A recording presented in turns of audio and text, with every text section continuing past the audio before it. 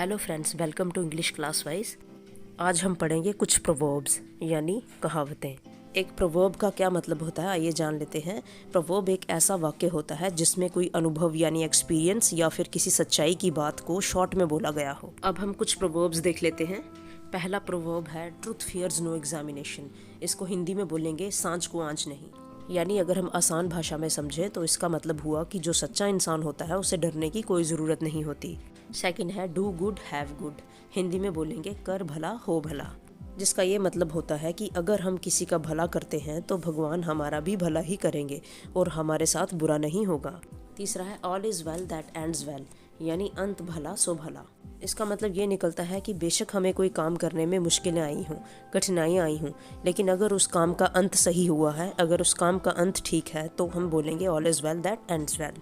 Next है tit for tat, यानी जैसे को तैसा। इसका मतलब ये हुआ कि जो बुरा इंसान होता है उसके साथ बुरा ही होना चाहिए, यानी बुरे के साथ बुरा करना। Next think before you speak, यानी पहले तोलो फिर बोलो, यानी पहले हमें सोच लेना चाहिए कि क्या बोलना है फिर ही हमें बोलना चाहिए। As you sow shall you reap, जैसा करोगे वैसा भरोगे, यानी आप जैसा बीज बोओगे वैसी ही फसल काटोगे। इसका मतलब ये भी बनता है कि जितनी मेहनत करोगे फल उतना ही मीठा होगा। नेक्स्ट है यूनियन इज स्ट्रेंथ, यानी एकता में बल है। इसका ये मतलब निकलता है कि अगर आप मिलजुल कर काम करते हैं तो आपको ना ही कोई नुकसान पहुंचा सकता है और ना ही कोई हरा सकता है।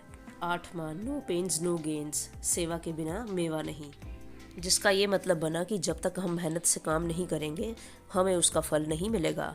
नेक्स्ट है where there is a will there is a way, जहाँ चाह वहाँ राह। इसका मतलब हुआ कि अगर आपने अपने मन में किसी काम को करने की ठान ली है तो रास्ता भी खुद ब खुद ही निकल जाएगा। Slow and steady wins the race, यानी सहज पके सो मीठा होवे, जिसका ये अर्थ निकलता है कि धीरे और लगातार किसी काम को करते रहने से ही कामयाबी हासिल होती है। तो आज के लिए बस इतना ही। मिलते हैं नेक्स्ट वीडियो में कुछ और प्रोवर्ब्स के साथ। तब तक के लिए गुड बाय।